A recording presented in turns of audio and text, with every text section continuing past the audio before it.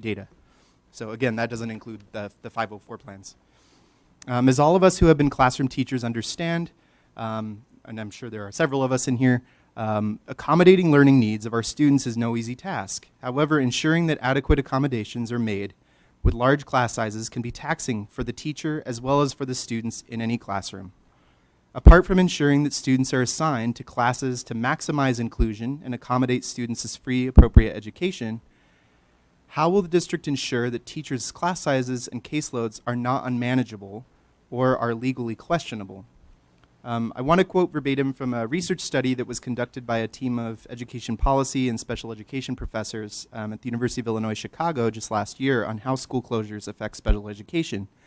They specifically addressed the ways that extra classrooms in schools that can provide essential space for meeting students' learning needs, like the extra classrooms at Thomas Paine, for example, how they often are treated as wasted, what they call wasted space in districts' assessments of building utilization. So they say this: arrangements for providing special education services in schools in the U.S. are problematic in many ways. When facilities planning decisions ignore the value of these extra classrooms or render these separate ancillary spaces invisible, they disproportionately affect students with disabilities.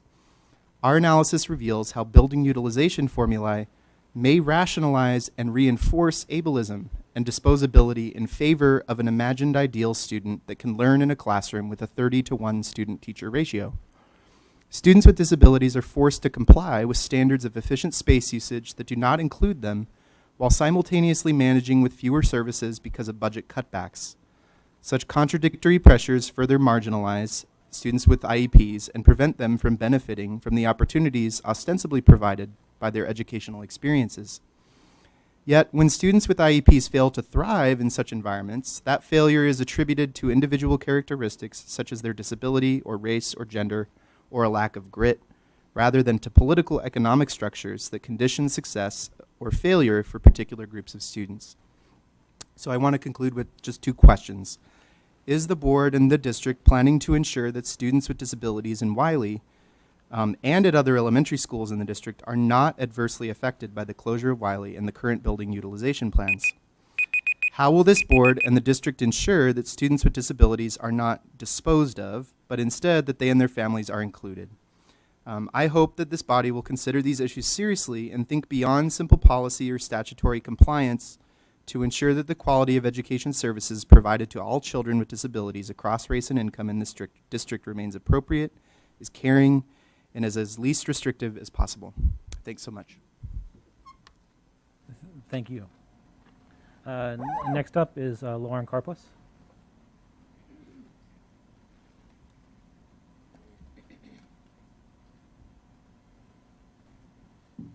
Got the baby making his TV debut tonight, so remember this. I'm here as a member of Wiley Strong, the committee or the group that was formed after the very, very sudden announcement of Wiley's closure. We have some recommendations for the formation of the Mega Facilities Committee that we would like the administration and the board to take into consideration. Number one, the co-chairs should not be employed by the district or members of the school board. Number two, district administrators should make up no more than 15%, that's 15% of the committee, many of whom I was alarmed to learn do not even live in Urbana, are not Urbana taxpayers, and do not send their children to Urbana schools. Number three, Wiley community members should make up the largest portion of the committee. Number four, parents and teachers from all the schools and various programs like SPED and dual language should be included in equal portions.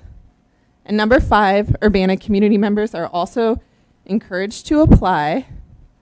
And also we ask that members of the Wiley Strong Committee are included on the makeup of the Mega Facilities Committee. Thank you. Thank you very much. Does anybody else wish to make a statement before the board this evening? Hearing none. There will be a call for an executive session following this meeting for the purpose of property, but there will not be any action taken after the executive session. Student ambassador reports.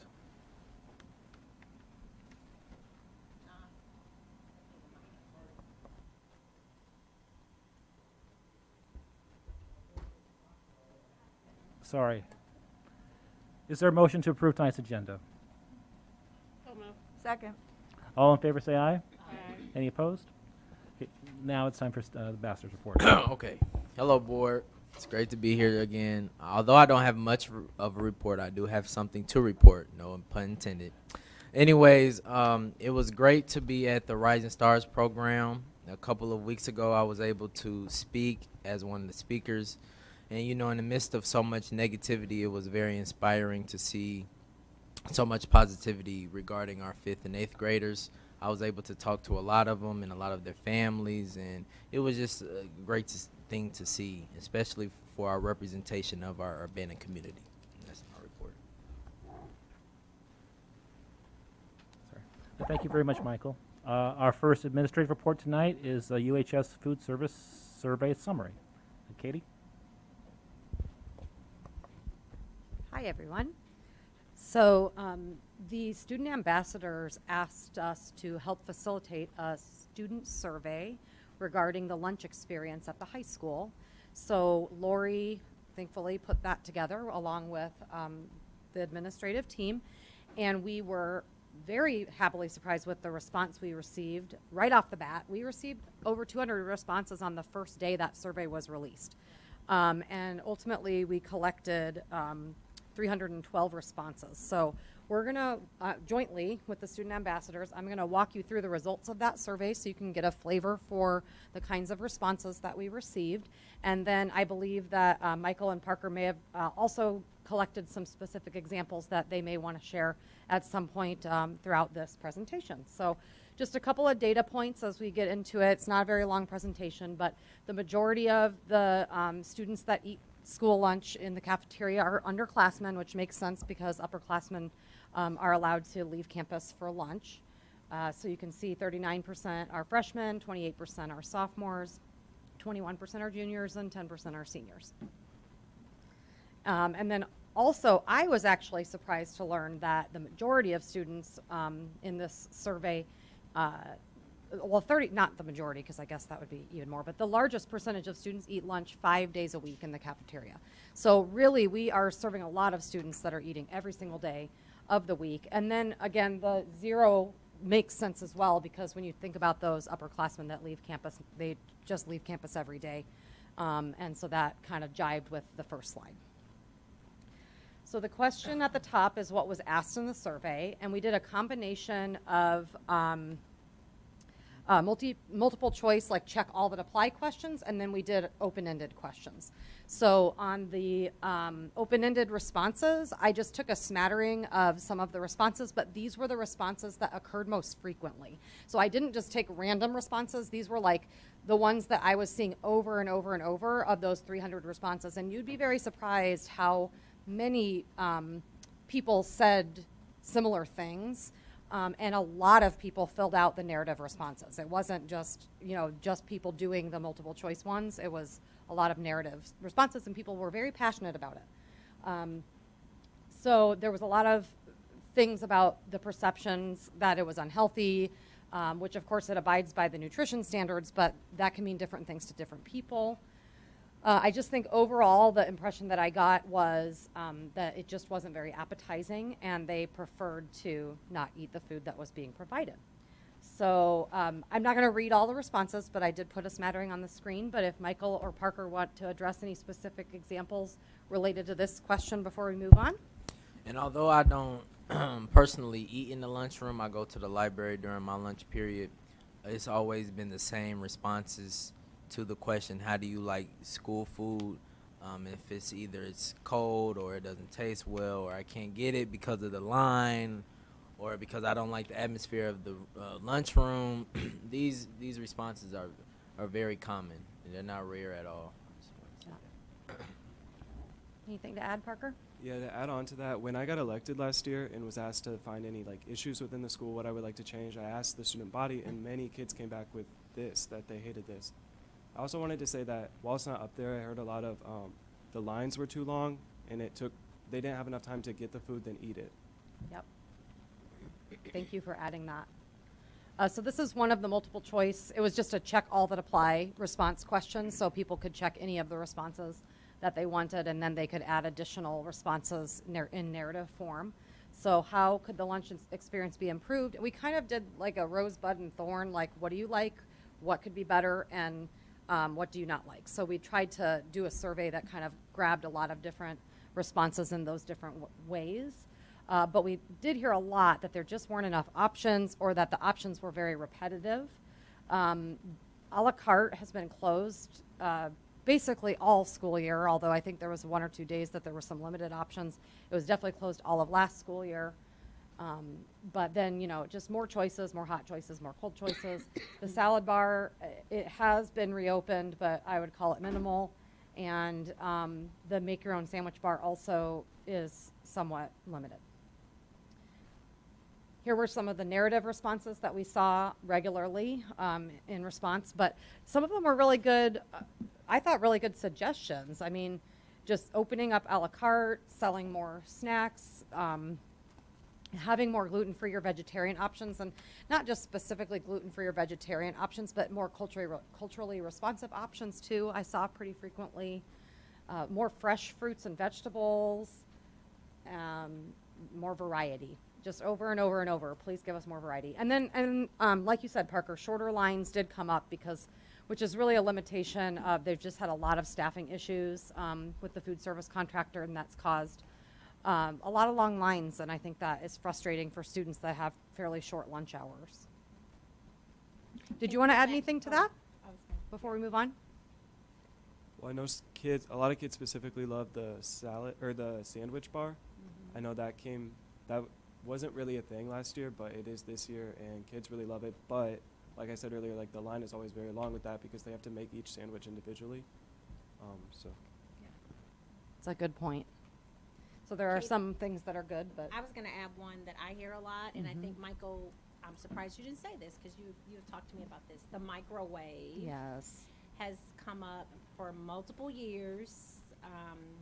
That is not a new ask, but it is definitely something that even for our students who bring in their lunch, I know we've said no in the past, but because it is such an overwhelming ask, and it was very much represented in a lot of the comments on the survey, is definitely something that we need to think about. I know there's some cleanliness issues and who's going to manage it and who's going to make sure that people are following etiquette around covering their food and all of those things, but it is definitely something that our students have been asking for and continue to ask for.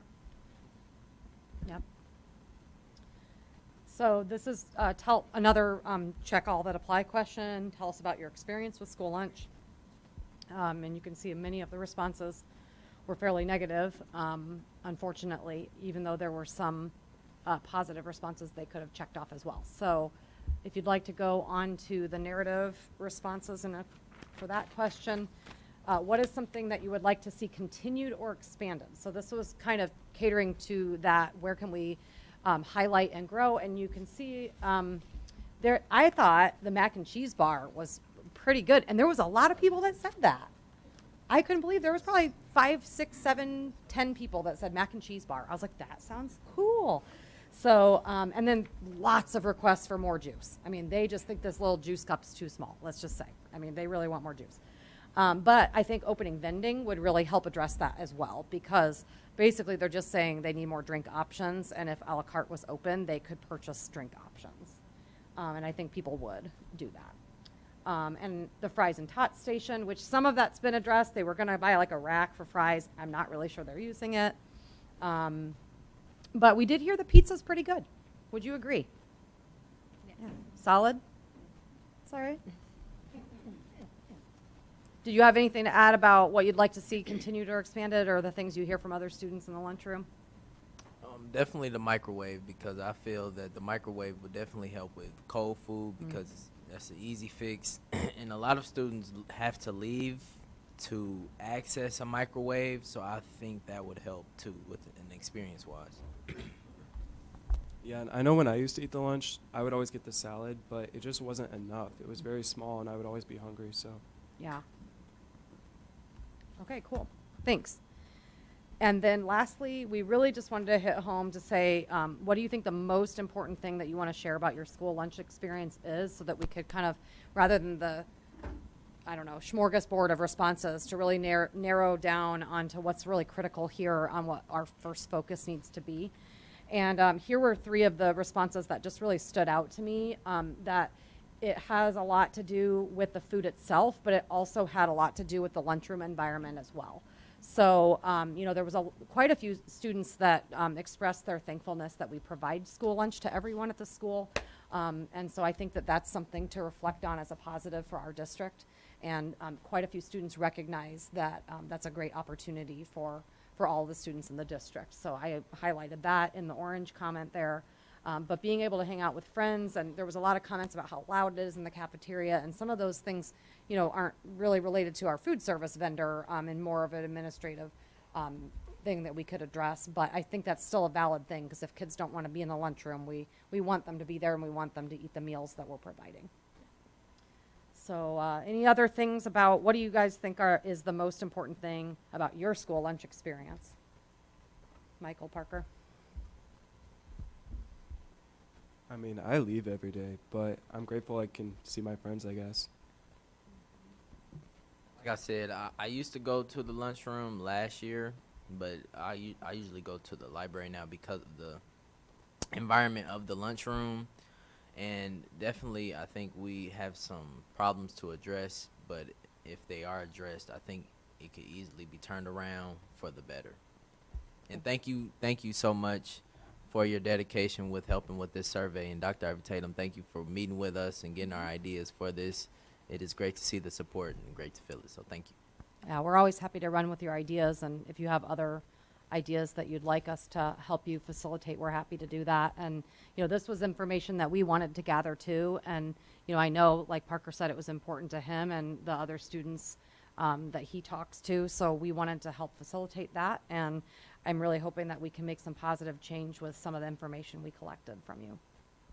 And thanks for getting it out there. We put QR codes on all the tables. We couldn't believe the responses we got. People really wanted to be heard. Board members, any questions or comments? All right, thanks everybody. 8.2 is our administrative report on the Aramark Emergency Food Service contract proposal. Again, Katie. So this will lead right into the next topic. We were approached by Aramark to submit a proposal for a 1-year emergency contract for next school year. Aramark will be a vendor that we've heard of. They were our food service vendor prior to Arbor. So, and we had a long-standing relationship with Aramark. So we welcome them here tonight. We have 3 members of their team. We have Scott Gregory, Amy Wagner, and David Farrell, sorry. And feel free to come up and introduce yourselves, and they're going to give a brief presentation regarding what they're offering to the district. Feel free to introduce yourself further. Scott, thank you so much for joining us. Well, thank you for having me, Dr. Brady. Thank you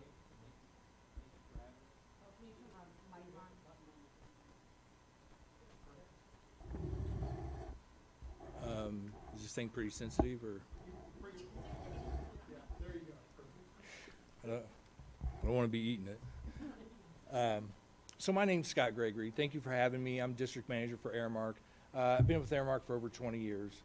I have never been directly involved with Urbana, but I've known Urbana well. I helped our former director implement some of the alternative breakfast programs throughout the district. I was the food service director in Decatur for over 13 years, and was born and raised right here in Central Illinois and still reside here. But Amy Wagner is our general manager from Decatur. She's been with Aramark over 9 years. And David's just a puppy. He's been with us for a couple years, our chef manager in Decatur. And they're here to support and to bring our little snack goodies and things. But I really just kind of want to give a quick presentation of who we are and what we feel like we're good at, okay? A lot of people know Aramark from the uniform trucks that run around and things like that.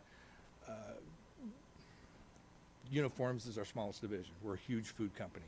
We serve food all over the world to all kinds of people, from K-12 to higher ed, business dining, If you want to go have fun, we're at sports and entertainment venues. If you go on vacation, we're at parks and destinations. In your workplace at business dining, at the hospital with health care. Heaven forbid anybody go to jail, we're in corrections. But we have a little bit of everything. Some people think that we're a large global corporation and that's how we do business. That's true to a point. But we have a huge investment in Illinois. And as you can tell here, we have about $800 million capital investment. We have almost 38,000 clients. And we are spread all throughout the state. And like I said, we've been here for 20 plus years. I didn't get the exact number, but we can go ahead and move on. In Illinois, we have a lot of sustainable spend. We have over 3 million on third-party certified sustainable products. We spent more than $111 million in this state. This is all fiscal 22 year numbers. We do business with 55 women business entrepreneurs, 52 minority business entrepreneurs, 7 veteran business entrepreneurs. We spent over $21 million with small businesses and over $15 million on locally grown products. So even though we are a large global company, we're a large local company too. We like to believe that we're culinary innovators. Like I said, we serve all gamut of people and where they live and where they work and what they do. This picture on the right-hand side is one of our LTOs. We call them LTOs, limited time offers. Every month we have limited time offer. These are driven by our team of chefs and dietitians. They're obviously school nutrition friendly, and we'll talk about them a little bit more as we go along.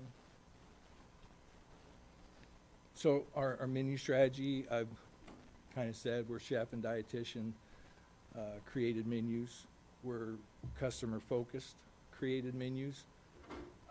I've said in my business for 20 years, and I don't want anybody here to take me wrong, but everybody sitting around these desks are our clients. And in my 20-year career at Aramark, I've never had to work that hard to please clients because these are our customers. And if you please them, you guys are automatically pleased, right? You know. So we like to have a large menu variety with themed and rotating stations. We like to customize, especially at your secondary levels, our food programs, our food stations, and things like that. So this is kind of what we've done this spring with our LTOs, and I can't see this exactly, but on the top is our limited time offers. We have one a month. Some of them obviously are bigger hits than others, but you know, something that we found through COVID, our children and our students' palates are getting more and more sophisticated all the time. Now, don't get me wrong, chicken nuggets still hard to beat for a school-age child, right? So I have a 21-year-old son. He would not be alive today without chicken nuggets. Because for 12 years, that's all he ate. You know?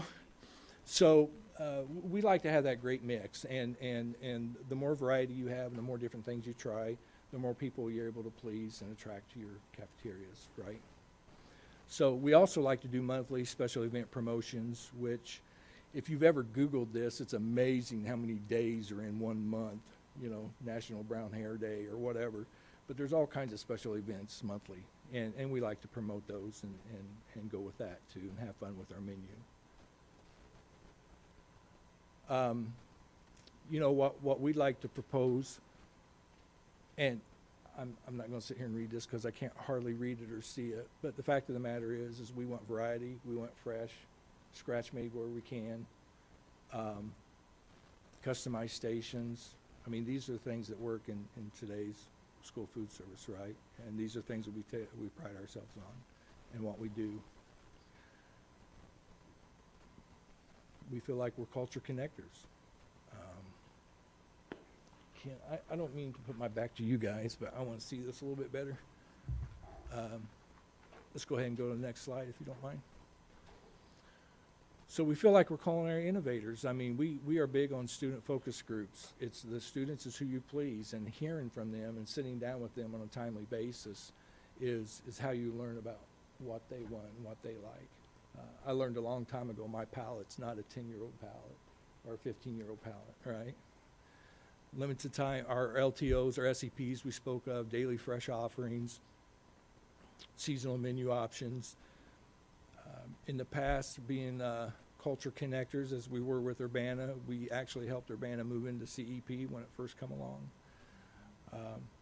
Surveys to hear these kids, you don't know what they're really thinking. You got to ask sometimes. I mean, we're big on surveys, and we're big on employee engagement.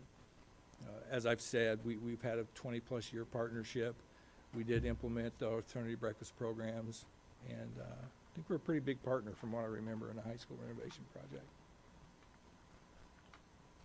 We like to have communication as I don't mean to be repetitive, but we have newsletters, focus groups, and taste testing, and we have a student's viewpoint survey. Actually, we're working on something called Voice of the Consumer, where some of the things we try on our menu, we can have QR codes, and the kids could take their phones and tell us exactly what they think of it. It's kind of a cool idea.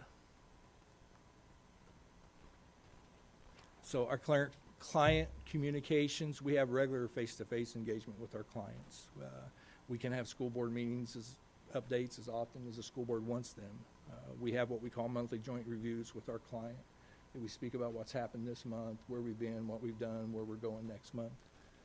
And then twice a year we have what we call CBRs, a client business review. That's a little more in-depth MJR, basically. You know, a big thing in today's day and time is being competitive and having an investment in your talent. We have a robust talent acquisition team and some of the tools and programs and things that we do to attract talent. We have succession plans for internal growth. I mean, we want to grow our people, right? We train well. We have 2 training models, Serve and West, different training models that we implement, food safety and sanitation, merchandising. We like to recognize our people, right? And have developmental planning for our folks. We do have global engagement surveys that we like to hear from our people every year. And we do have several benefits for our employees. So part of our proposal for the school district of Urbana would be to have above minimum wage increase for our hourly staff, right? Hourly wages have been rapidly increasing as we go through COVID. If you're paying minimum wage in Illinois right now, you're not employing very many people because the market is above what the minimum wage is right now in Illinois. So in order to retain talent, to attract talent and have them, I mean, we're just gonna have to pay a little better, right? So if we don't adjust wages now, I mean, you get stuck in a quagmire of not having enough people, to not have long lines, to not have stations open, et cetera, right? Let's go to the next slide. So our commitment is to be proactive in our innovation with our monthly promotions, our student-focused driven menus, our menu rotation, our expanded options. We'll have the right team on the ground with local folks, wages at work, and it won't be just me and somebody else or whatever. I mean, you'll have all of Airmark. In our hierarchy, we have the district, which is me, and the district that I manage, our region, and our line of business support. I mean, we have a great support group and a great line of business to partner with. Through our model that we're proposing, still be estimated return where the district will be able to put back into the food program, continue to grow it.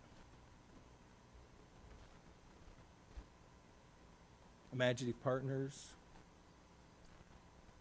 go right ahead. So some of our customer focus groups, I mean, these are things you just really know. I mean, it's got to taste good, the look and the presentation's got to be right, it's got to be healthy.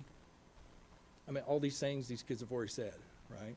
I mean, speed of service, the convenience, the personalization of your menu, being able to personalize your own lunch. Go right ahead. And we all eat with our eyes first.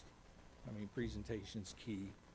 And you don't have to have $1 million kitchen for things to look good and for your meals to look right and your food look good. You can live in a $40,000 house if you keep your yard mowed, have nice flowers, keep it up. It looks like a $100,000 house, right? So merchandising and the visual is very important. putting health and wellness first. Some of our nutrition programs that we become involved in with our partners that we do on different grade levels and what have you. So that's really, that's it. I didn't want to come tonight and take up an hour and a half of your time, but I didn't want to sit here and just flow through this here either. I will say that we are very proud of the partnership that we've had over the years, and would love to be able to rekindle that partnership. In 28 years, we did some research. 28? 28 years we were with Aramark. Yeah. So questions? Anybody have any questions? One quick comment. I really appreciate it. I remember when we had Aramark before and how much you cut down on the waste and disposable, like the plates, the trays, all of that. I remember going to the basket system. Do you remember that, Ann and Paul? You were on with me, and I thought that was great because Right. it really saved a lot from going into landfills and things like that. So Right. I really appreciated that aspect. Right. I will say, I'm not going to sit here and say all the food you ate tonight is school nutrition friendly. It's not, but a lot of it is. But the drinks back here are what we call blenderless smoothies. And that's actually makes a reimbursable breakfast. It's a great little item. And we're proud of that one. But I really appreciate everybody's time. I thank you for having me, and we'll be glad to address any questions or I anything. just have like one quick question for Katie. I mean, could you clarify, I guess, under what situations the district is allowed to enter an emergency contract as opposed to going out for bid? Yep, so the district is allowed to enter into an emergency contract for up to 1 year, that's the maximum. And we have to have, I believe it's 2/3 of the board's support to approve it. So I mean, we really have to have at least 5 board members vote yes of the 7. So, however, we also did not receive a renewal from Arbor. They also gave us an emergency contract because the rate that they could get with the renewal process was not what they were wanting to receive. So we basically, what I want to do is use next school year. We would have had to bid after next year anyway. And I really want the involvement of the wellness committee to do that process, to do the taste tests with all of the vendors. And there's a new RFP process open to Illinois with a new state law that allows us to not only select based on lowest price vendor. So you could put stipulations in your contract about certain percentages of local foods or whatever, you know, the committee were to come up with. But I really want to leverage that wellness committee communication to have them part of that conversation. So I don't want to rush a bidding process just to get something in place. So I would much rather do a 1-year contract where we can really take our time and do that bidding process properly and with a lot of involvement from all of the stakeholders. And this will come before us in a vote next meeting, correct? No, we're going to have another presentation, and then probably the first meeting in May, we'll be able to make a selection. And any other questions, board members? Oh, I have a question, but you. What was the reason we left Aramark before? Was it Lowest like price- 2 years ago? Lowest price vendor. We did a bid we were Okay. required to do, and Arbor won the bid. So I have a question about, so as you saw in the presentation, one of the things we have been talking with Arbor about a lot this year and last year was the a la carte station. And that is such a huge ask of our students right now. And the reason we've not been able to open the a la carte station, you haven't seen our kitchen, but we have a kind of designated area where we can have snacks, drinks, things like that the students really want it, but it has not happened because of staffing. So tell us a little bit about your staffing. Are you fully staffed? Everybody has kind of been dealing with this issue following the pandemic. Is that an issue Right. that's still hitting Aramark or? Right. I think I'd be remiss to say it's not affected every employer.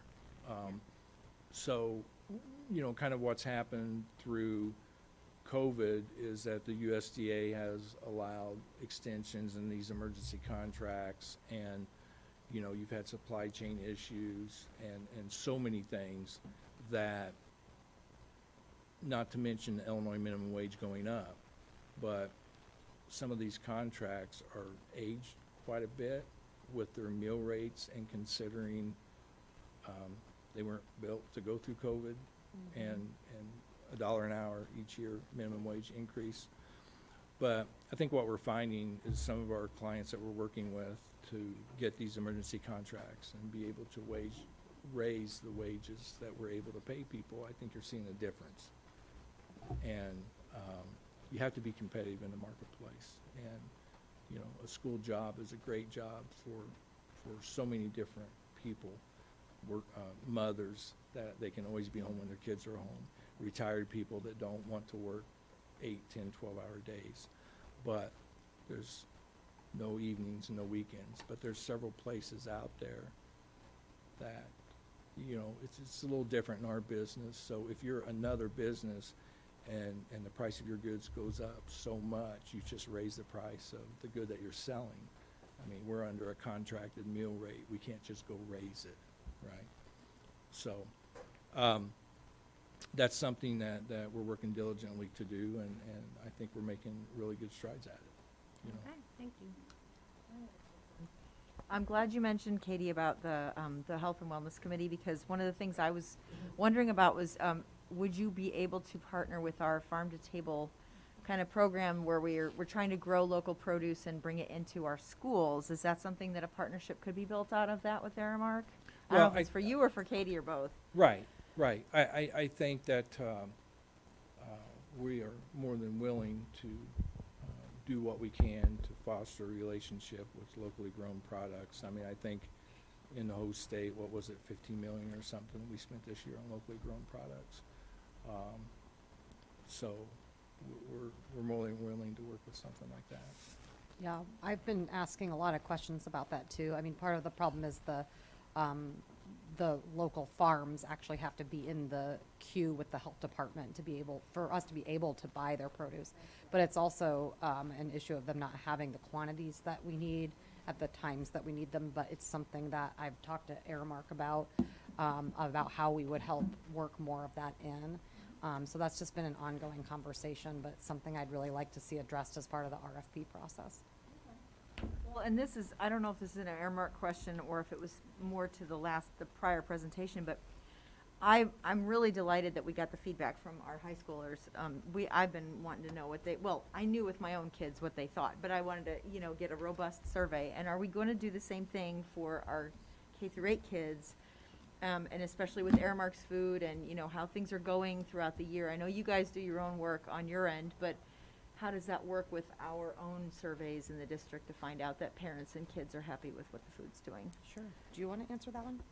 Or yeah, we talked about doing middle school, and we were trying to coordinate, having them do a survey is harder, so we thought we were gonna go over, and just go to a lunch period and put up a QR code and just say, okay, everybody go in and take the survey right now. We didn't have a chance to do that before this presentation, but it's definitely something that we talked about. We haven't really talked about, elementary. Yeah.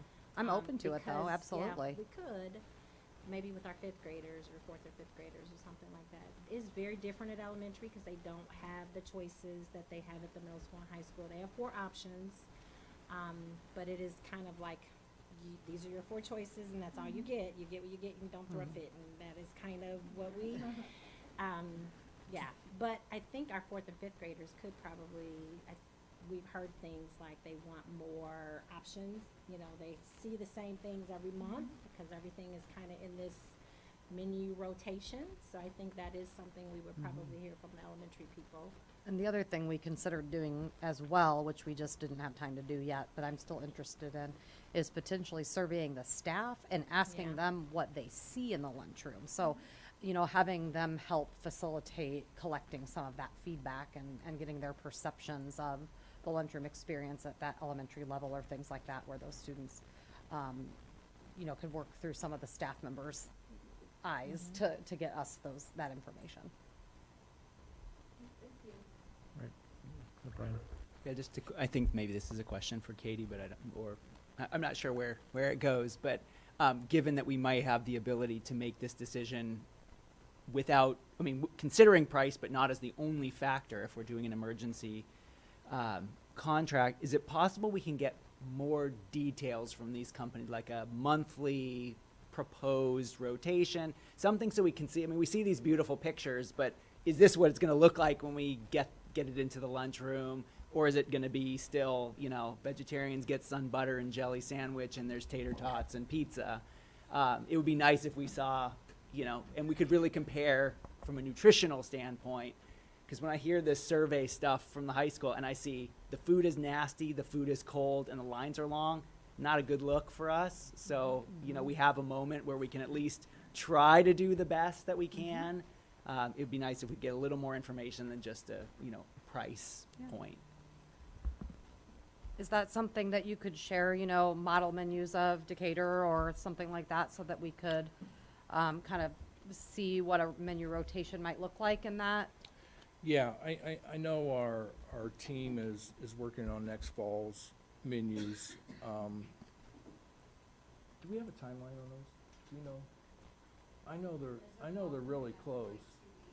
Yeah, I know those are really close. The menu's coming out for this fall. Sure.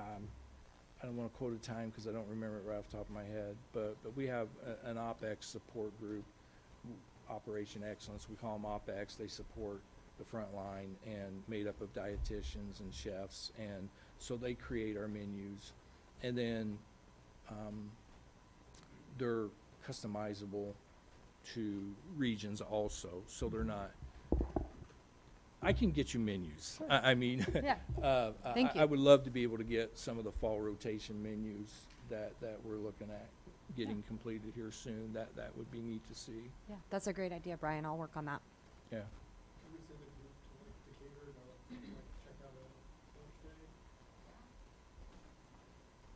Great. Absolutely. Any last questions? All right, this is coming, I guess, for further discussion in a couple of weeks. Thank you very much. Thank you. Yes, well, thanks for having me. I appreciate it. Thank you for the snacks. Oh, you bet. You bet.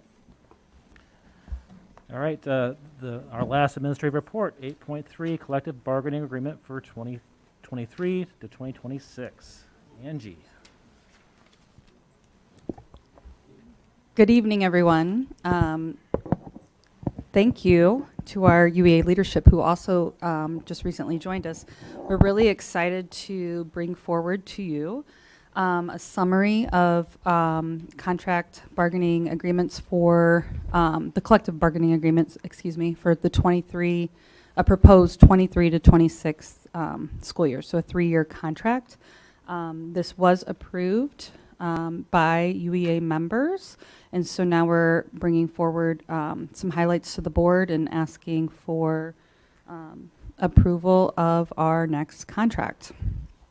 So we're not going to go through every section because some things are, like, for example, the first one, Article 6, the 604, is not something that everybody might be interested in knowing about dues being withdrawn from checks. So we're just going to highlight the bigger ones, and Katie and I are going to talk. So one of the first ones that I wanted to talk about is 7.05 for substitute teachers.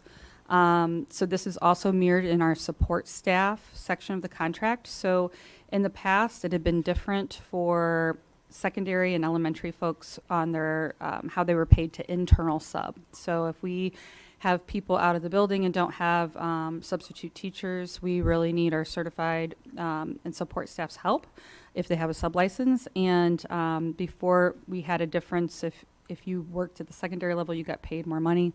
And we've agreed to recommend the $32 an hour for all teachers, regardless if it's elementary or secondary.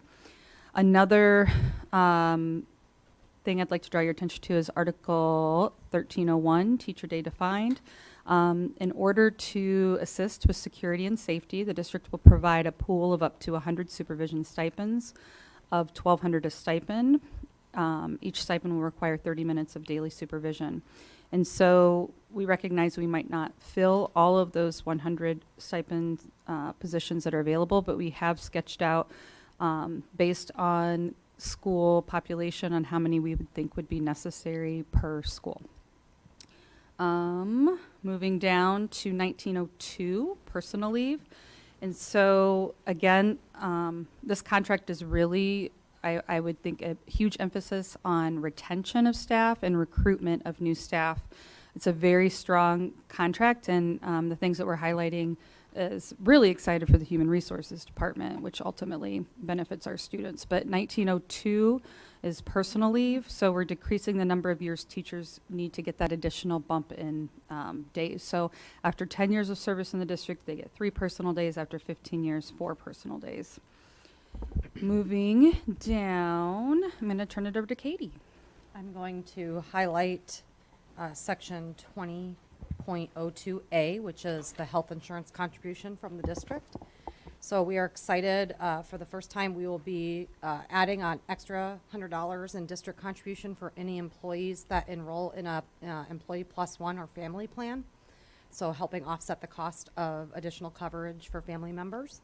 We will also be committing to an additional $100 to the employee's HSA account for any employees enrolled in the HSA plan. And over the 3-year contract, there is a fixed district contribution to health insurance premiums of $800 in the first year, $850 in the second year, and $900 in the third year. The current contribution is $756 a month, which equates to 88% of the highest tier plan in the current contract. So this is a fixed rate amount, which is different than the previous contract. But we also set a limit of that contribution not to exceed 10% for the employee. Okay. I think, is it still my turn? No. Oh, sorry. All right, moving down to 2101, experience credit. This is something that's really exciting that I don't know of any other school district in our area offering. And so many school districts, for example, in the past, if we wanted to hire somebody from across town or another district and they'd been teaching for 20 or 25 years, they would only get experience credit up to 15 years. And so many districts have a cap on that. And what we are moving forward is that if somebody has 20 years experience in somewhere else, we will give them 20 years credit here to come here. So that will be helpful in recruiting new staff. I'm going to highlight 2102A, the compensation schedule for the licensed staff. So the first thing I want to highlight that's not written on this slide is one of the goals of the contract was to get the base salary for a new teacher to start at $50,000, which this contract achieves that goal.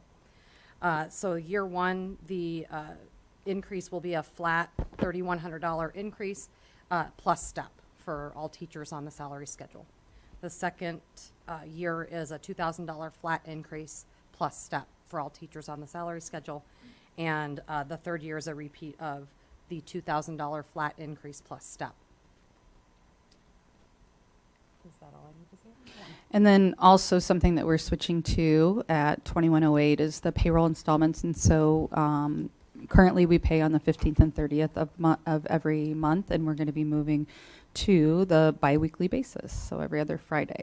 Staff's very busy planning that transition. So. Yes, we are. Moving down to the third page, if you'll take a look at the MOU 3, the District Retirement Program. This is also something that is, I wouldn't say unique, but it's great that Urbana has this, because not all districts do. And we are changing our retirement program to be able to give teachers 5.25% raise per year for up to 4 years if they are letting us know that they're going to retire. This is especially helpful for planning for hard to fill positions. So if you know that you have, in a school there might be one music teacher or one social worker, and if we know that we're going to need that position filled in 3 or 4 years, we're able to talk to student teachers. That's helpful at recruitment fairs. Also looking at the MOUs, the MOU 9 is something new. UEA brought this proposal forward, and it was a great idea.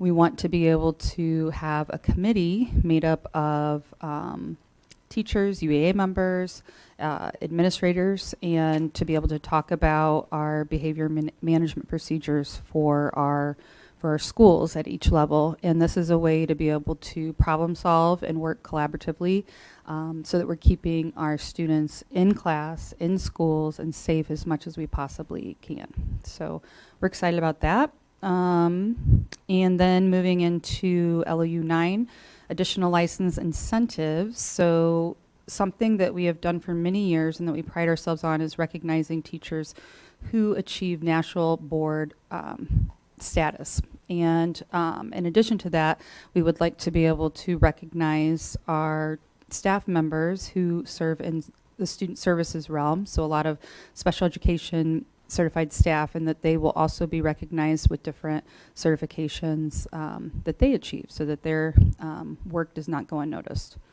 LOU 11, retention and recruitment. Again, it was a major focus to say retention first.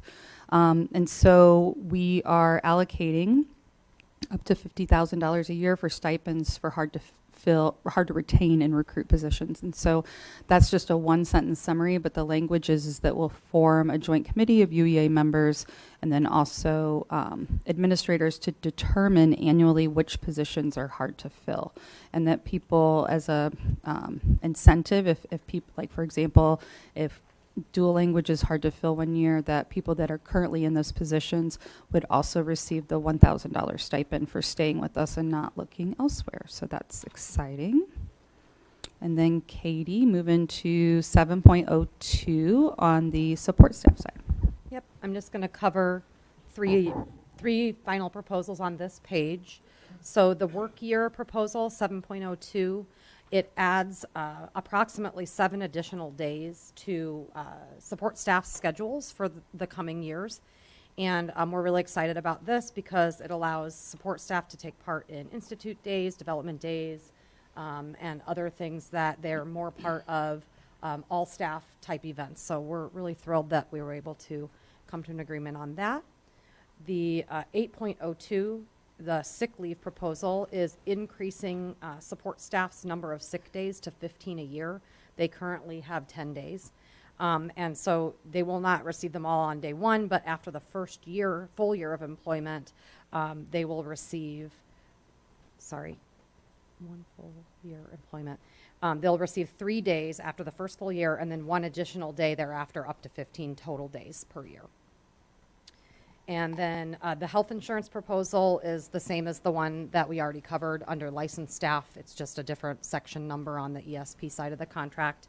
And Angie also highlighted that in MOA 3 for the licensed staff, but I did want to just touch that 8.11, the district retirement program is new for the support side. So we're really excited to be able to offer the retirement incentive to support staff as well, for the same 5.25% for 4 years.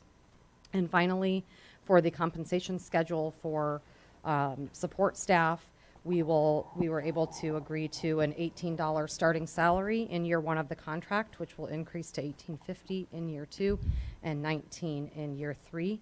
And this is in parity with our neighboring districts, and we hope will help with some recruitment in our district. And also, I'd just like to highlight and thank several people, President Plowski and Ann Hall, the amount of time that you have donated to the school district and the staff and the families does not go unnoticed. It was very much appreciated, those late nights, to be able to participate in this process. Mark and Alicia, you did an excellent job leading the UEA. I really want to recognize the fact that our negotiation process is very collaborative, respectful, professional, and it's not in the media. Because not every school district has that, and I think that what we have here in Urbana is very special. And so several administrators, staff members gave up their time. We started meeting in November, and this is a great, fantastic contract for our staff, which in the end impacts our students. All right, thank you very much, Angie and Katie. Board members, any comments or questions? All right, this is coming before us in a vote very, very soon. Action items are next. First up is 9.1, Education for Employment System 330 Intergovernmental Agreement and Resolution. This was talked about at a prior meeting. Kim. Good evening. Yes, this evening I'm asking for approval of the EFE intergovernmental agreement that has been revised. We have been a member with EFE since 1986, and this agreement has not been revised since 1998. Being a part of this joint agreement is required in order for our school district to receive access to state and federal career and technical education funds. All right, is there a motion for approval? So moved. Second. Any further comments or discussion? Roll call, please. Member Hassanatkin? Yes. Member Hall? Yes. Member Orr? Yes. Member Ogalski? Yes. Member Carter votes yes. Vice President Exum? Yes. President Pulaski? Yes, and 9.2, approval of our collective bargaining agreement from 2023 through 2026. Is there a motion of approval? So moved. Second. Any further comments, discussion? I have a question. I was wondering if anybody can make some comments about how this budget, or not budget, but contract may affect the budget of the district, because there was questions about that in an email today, particularly in parallel with the sudden closure of Wiley Elementary. This contract in year one is about $3.2 million. For this coming fiscal year, I'm hoping to present a balanced budget, partly because our levy is quite a bit larger this coming year due to the new property coming onto the district, as well as the ending of TIF 2. So all of that property that was in the TIF is also coming onto the tax rolls as new property. So we're hoping to be able to pass a balanced budget this year. Then we will spend FY24 planning for FY25's budget, and any of the Wiley-related opening costs as well will be included in that forecasting. So the years 2 and 3 of the contract are also expensive. So around $1.2 to $1.5 million new money each year, and we won't have the new levy to come on with that. That new levy is really just a one-time increase. It's a sustained one-time increase, but we don't get that new money again on top of that. So yes, we will be looking at it'll be an interesting couple of years to get this contract through all 3 years. But next year will be good. I'm excited about next year and bringing a balanced budget is my hope. And then I hope to work with you all to make sure that we sustain the district as we can for years 2 and 3. Right. Any further comments or questions? Roll call, please. Member Hassanatkin? Yes. Member Hall? Yes. Member Orr? Yes. Member Ogalski? Yes. Member Carter votes yes. Vice President Exum? Yes. And President Pulaski? Yes, we have a contract. Thank you, everybody. There is a call for a special session after this meeting. Superintendent's report. Yes, so since you guys are still here and you didn't run out, I also want to thank you for all of your many, many nights with us. I also want to thank your 15-member team. We had 15 administrators that included Paul and Ann, as well as our board attorney, Dennis Weedman. I know we pay him to be there, but it is a 2.5-hour drive for him twice a week to come up and spend Wednesday evenings and Thursday evenings with us to get this done. So I hope I know you have thanked your team. I've thanked the members as I've seen them. And we are going to be sharing a press release that we've collaboratively worked on. It will be a joint release that we'll share with the media tomorrow, highlighting the positive process and the collaborative the way in which we work together to do this work. And I'm thrilled that it is a 3-year contract. And as much as we love you, we don't have to do this for 3 more years. So thank you. So superintendent's report, I'm going to jump into that. All right, this is the National Week for recognizing our assistant and associate principals. So it is National Assistant Principals Week this week. As you can see, they're all listed up there, and I know sometimes our assistants don't get as much recognition as the principals do, but everybody here listed is doing phenomenal work and may not get as much recognition, but we appreciate them just as much for everything that they do on a daily basis for students, staff, and families. Yesterday, we had a surprise visit. Monday afternoons is my day that I usually spend at Tiger Academy, and we have been inviting Representative Ammons to come and visit. She wasn't able to make the open house night because they were in session, but they're on an Easter break right now, so she kind of surprise visit popped up on us yesterday at Tiger Academy. Representative Ammons was instrumental in with the Legislative Black Caucus in funding the Freedom Schools program for this year. We have not been or received word yet that we will have a year 2. It was supposed to be a 3-year grant, but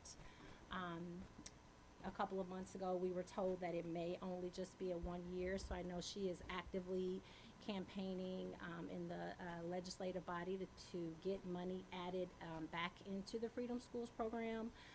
So we were excited that she stopped by to visit. I think having students' faces, voices, comments to be able to take back to her colleagues will go a long way with us being able to get additional funding for next year. So thank you, Representative Ammons, for spending time with us yesterday. Our student ambassador, Michael, mentioned the Rising Star community event. This was a collaboration with the City of Champaign, the Champaign County Community Coalition, Parkland College, Unit 4 Schools, a first-time event where we recognized 5th and 8th grade African American students with 90% or higher attendance rate. And they also had to meet or exceed academics expectations. We invited 150 Urbana 5th and 8th grade students, so we were excited to be able to invite that many students out. As you can see, it was a pretty packed house. For both sessions, we had the first group was 5:30 with the 5th graders, the second group was with the 8th graders. And families really appreciated it. Michael was our student speaker, and of course he did a phenomenal job. Dr. Boozer and I both shared a few minutes of our accolades for the young youth, and the deputy manager from City of Champaign, one of the vice presidents from Parkland. It was just a really great night, and just an event that was a lot of work. Kim and her team really took the lead in working with Unit 4 to pull this off, and we're excited to be able to do it for many, many years.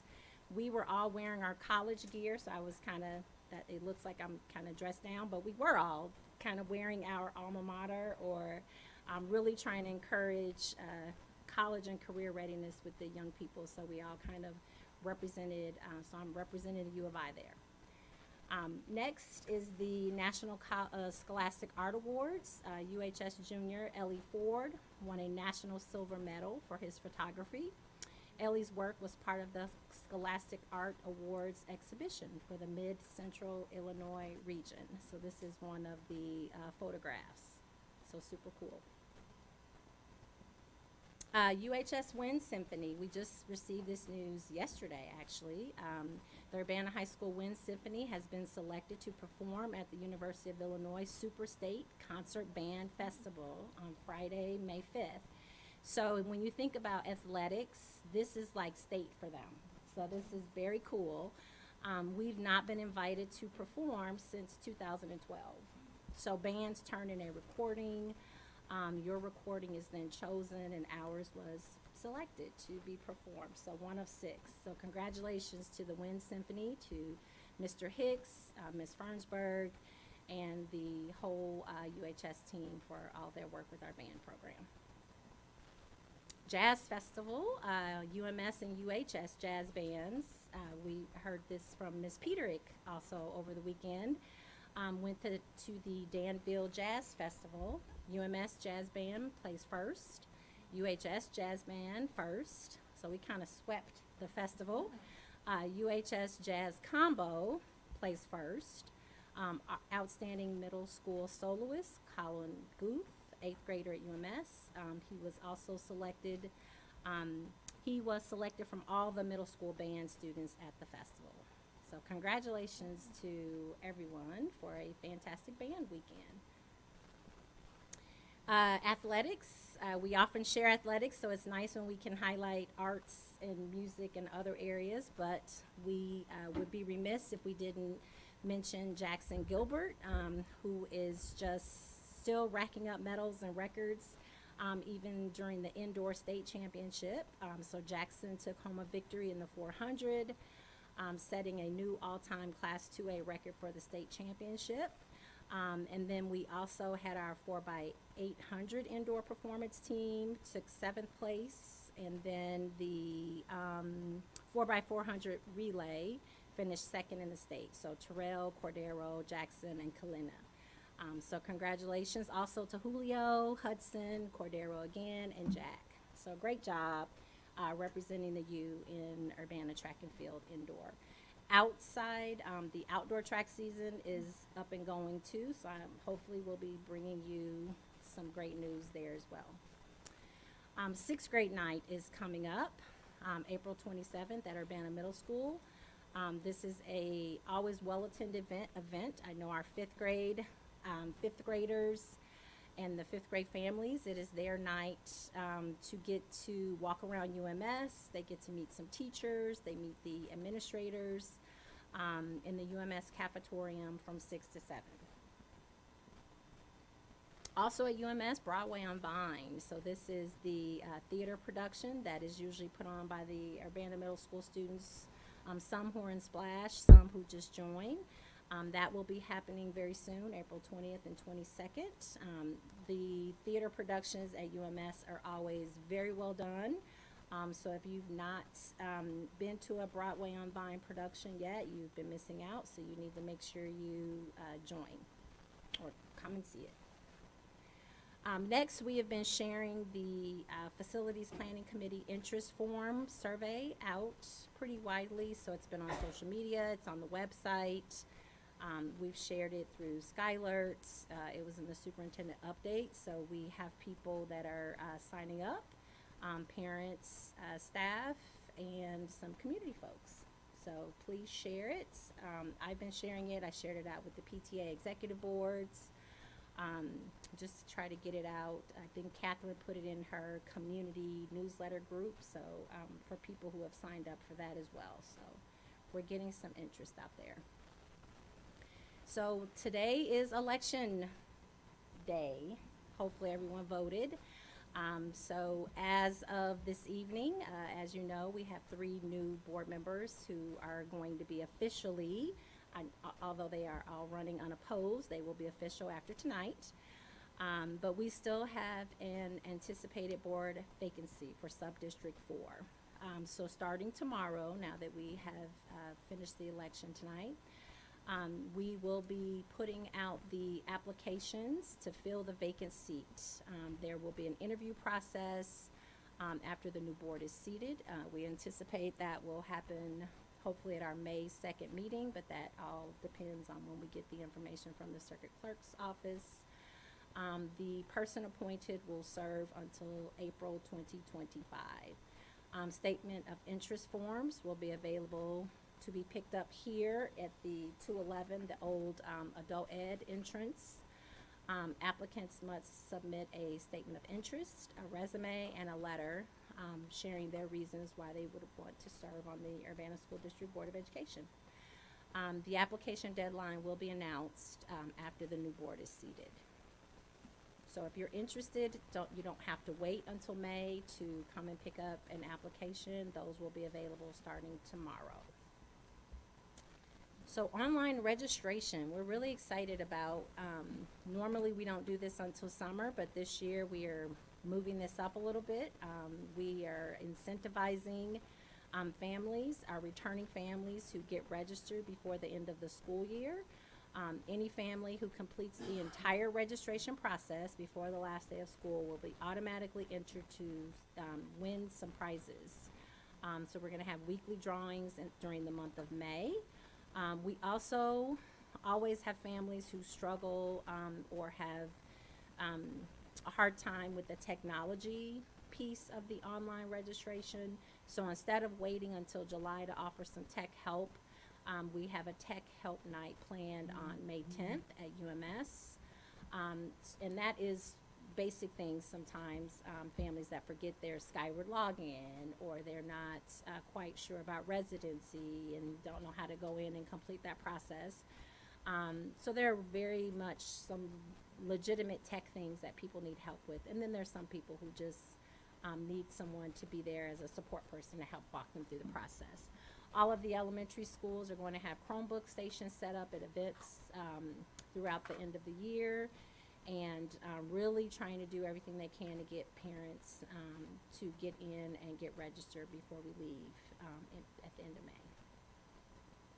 Summer programming, I'm not going to read all of these, but we are starting to advertise Camp Invention, which is in July at Leo, Kindergarten Readiness Camp that will be happening at King School, as well as all of our other summer program opportunities. Most of our elementary programming will be housed at King this summer. UMS will have the programs they always have: UMS Summer Math Achievement, UMS Summer Academy. We will have the UHS Summer School, Session 1 and Session 2, as always. We have built in some summer transition programming for the high school and the middle school. So these flyers have been circulating just recently, and we're going to really be doing a push here in the next few weeks to get families signed up for those programs. On April 15th at Urbana Middle School, the LGBTQ plus Family Fun Fest. So if you skip ahead, John. Yep, those other copies were just translated copies. This is a Boneyard Arts Festival celebration day as well. So our LGBTQ plus committee has put together some fun, family fun activities on April 15th from noon to 2. And then next is this, we just got this, so we have to add a little more information here before we share it out with the community tomorrow. But there is a group that has been doing these free prom fits. So dresses, shoes, we've been promoting that. We've done it the last couple of years, so we'll do that again this year. And school day out, so this is a short week for us. Elementary students don't have school for staff development day on Thursday, early dismissal for UMS and UHS, and no school on Friday for spring holiday. That was a long one, but there was a lot of information. All right, board reports. Any other board report? I'll just give a little update on the superintendent evaluation process. Thanks again to John and to Tori. We got the direct report surveys out, which was so painless compared to what it was in years past. We're collecting those right now, and I'm going to meet with John to figure out how we collate all of that together with the new Google Forms, so that in the next week I will get all the responses together and anonymously grouped together and sent out to the 7 board members, so that we can then do our own version of the evaluation. And then Dr. Ivory Tatum will be sending, I believe personally, just individually. You don't have to, I think your form automatically gets spit out to the 7 of us without having to. I'll have to verify that with John, though. You're making a face like, maybe she just emails it directly to all 7 of us. But at any rate. I completed it on Friday. Okay. So it was like a Google form, I think, just like everybody else. So that will also go to, John and I will work on getting that to all 7 of us as well. And then our meeting again, like we said at the last meeting, was April 18th, and we'll get to sit down and talk about it all. Any other board reports? It's not in the agenda, but there will be a special executive meeting on Monday, April 17th, for the purpose of student discipline. The chair would now entertain a motion to go into closed session for the purpose of setting of a price or sale of lease on property owned by the district, as well as for personnel matters. So moved. There will be no, roll call, please. Member Hasanaka. Yes. Member Hall. Yes. Member Orr. Yes. Member Ogalski. Yes. Member Carter votes yes. Vice President Exum. Yes. President Pulaski. Yes, and there will be no action following the executive session. So, thank you.